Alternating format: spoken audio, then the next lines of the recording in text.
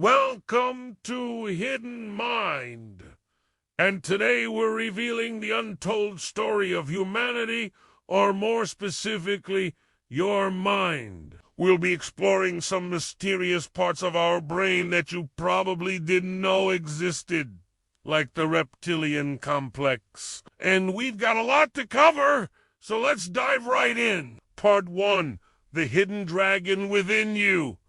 According to researchers at the University of Iowa, humans share 97% of their DNA with chimpanzees, so it stands to reason that some of the similarities between the two species extend beyond just our genetic makeup. Take our brains, for example. Although chimps are significantly less intelligent than us, they still have to deal with all the same emotions that we do. However, recent studies suggest that there may be one emotion that only humans can experience, and it has to do with our amygdala. The amygdala is an almond-shaped mass of gray matter deep within the temporal lobe of the brain. It has a variety of functions, including the processing of memory, decision-making, and identifying important stimuli like potential threats. But the most relevant function of the amygdala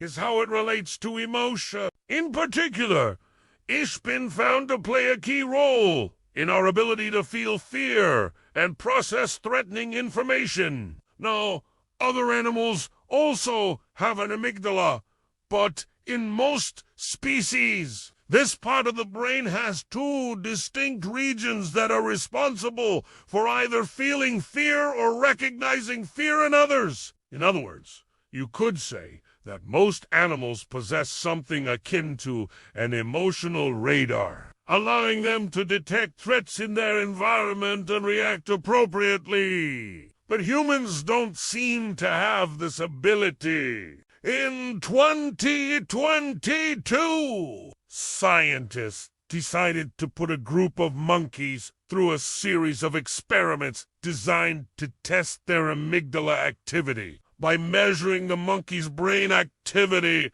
while showing them various images. Researchers were able to determine how the animals processed visual threats. What they found was that the monkeys had two distinct responses to the images shown to them. If the images were perceived as safe, a region of their amygdala known as the place oncoming cortex became active.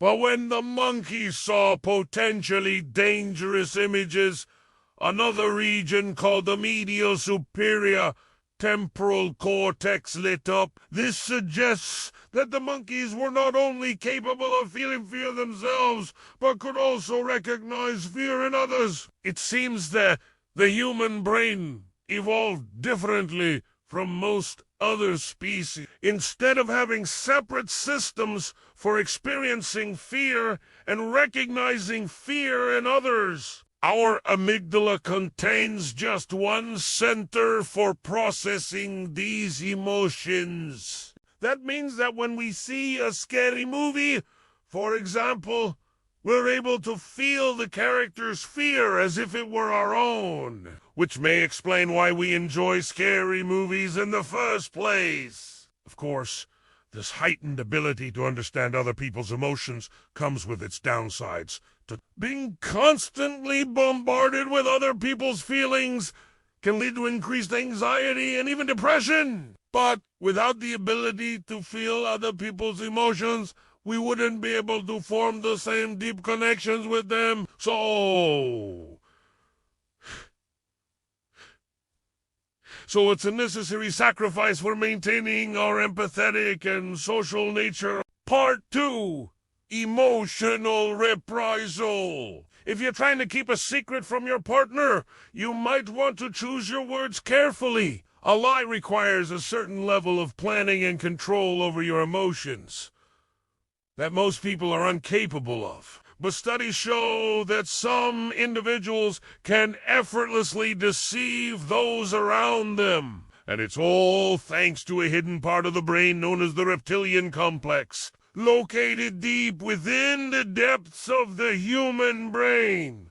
The reptilian complex is made up of three structures: the hypothalamus, the thalamus, and the pituitary gland. These structures are responsible for regulating a number of important functions in the body, such as body temperature, hunger, and thirst. However, the reptilian complex is also involved in controlling our more primal emotions like aggression and fear.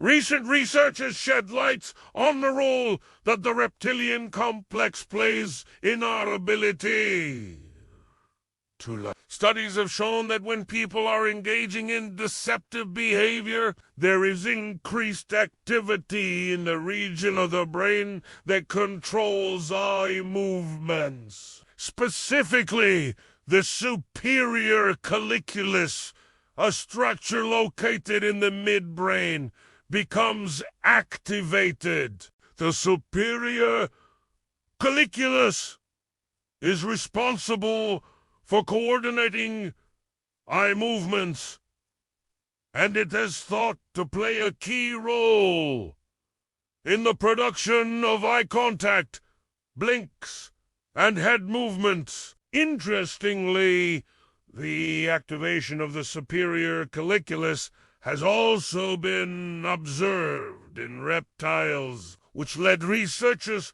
to hypothesize that this structure may be involved in controlling our more basic emotions and behaviors.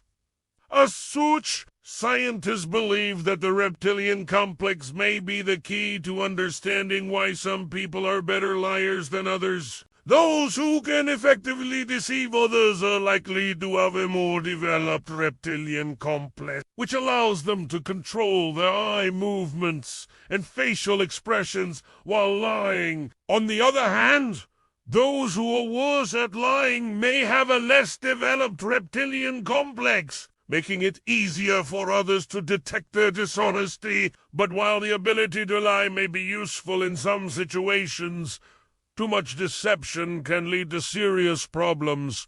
Pathological lying is a disorder that causes individuals to lie frequently and without remorse, and it's thought to be linked to abnormalities in the reptilian complex. People with this condition may have an underdeveloped prefrontal cortex, the area of the brain responsible for rational thought and decision-making. As a result, they may be unable to control their impulses and more likely to engage in risky or deceptive behavior. Part 3. Where memories are made and lost. You may think that all of your memories are stored in one part of the brain, but it's actually more complicated than that. Different parts of the brain store different types of memories. For example, your procedural memories, or memories of how to perform certain tasks, are stored in the cerebellum. Your emotional memories, or memories of events that caused you strong emotions, are stored in the amygdala. And your episodic memories, or memories of specific events that happened at a specific time, are stored in the hippocampus. However, recent studies have shed light on another part of the brain that plays a crucial role in memory: the pineal gland, located deep within the brain.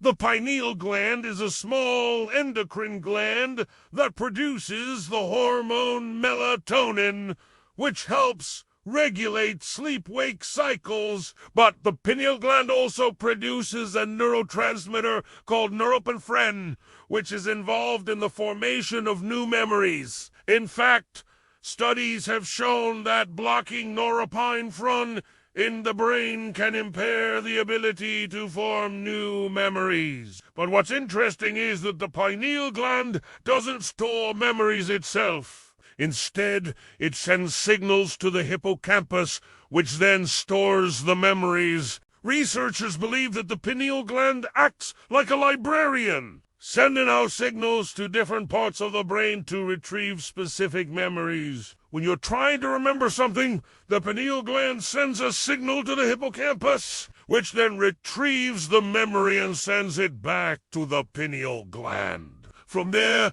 the memory is sent to the appropriate part of the brain for processing. But what happens when the librarian gets sick? Studies have shown that when the pineal gland is damaged or not functioning properly, people have difficulty forming new memories. This condition is known as a disconnection syndrome, and it can make it difficult to remember anything that happens after the onset of the condition. Interestingly, people with disconnection syndrome can usually remember everything that happened before the onset of the condition, but they can't form any new memory. It's like their brains are stuck in a loop, constantly replaying the same memories over and over again. Researchers are still trying to figure out exactly how the pineal gland works and what happens when it malfunctions. But it's clear that this tiny gland plays a big role in our ability to remember things. Part 4. Are you smarter than your brain? Your brain is a complex organ that is responsible for everything you do. It controls your thoughts, emotions, movements, and even your memories. But did you know that there are parts of your brain that you might not be using to their full potential? Some parts of your brain are more active than others, and this can affect how well you perform on certain tasks. For example, researchers have found that the ability to concentrate and pay attention is linked to the amount of activity in the frontal lobe of the brain. The frontal lobe is responsible for a variety of important functions, including decision-making, problem-solving, and planning. But it's also involved in regulating attention and focus. Studies have shown that people who have more activity in their frontal lobe are better able to concentrate and pay attention to detail. On the other hand, the ability to be creative and come up with new ideas is linked to the amount of activity in the parietal lobe. The parietal lobe is responsible for processing sensory information, such as touch, temperature, and pain. But it's also involved in spatial awareness and imagination. Studies have shown that people who have more activity in their parietal lobe are better able to think outside the box and come up with innovative solutions to problems. So, if you want to improve your concentration or your creativity, you might want to find ways to stimulate the appropriate parts of your brain. There are a number of different techniques that can be used to do this, such as brain training exercises or mindfulness meditation. But it's important to find what works best for you. Thank you for joining us on this journey through the untold story of humanity. Remember that you have the power to shape your own brain and unlock its full potential. Keep learning, keep growing, and never stop exploring the mysteries of the human mind. See you next time.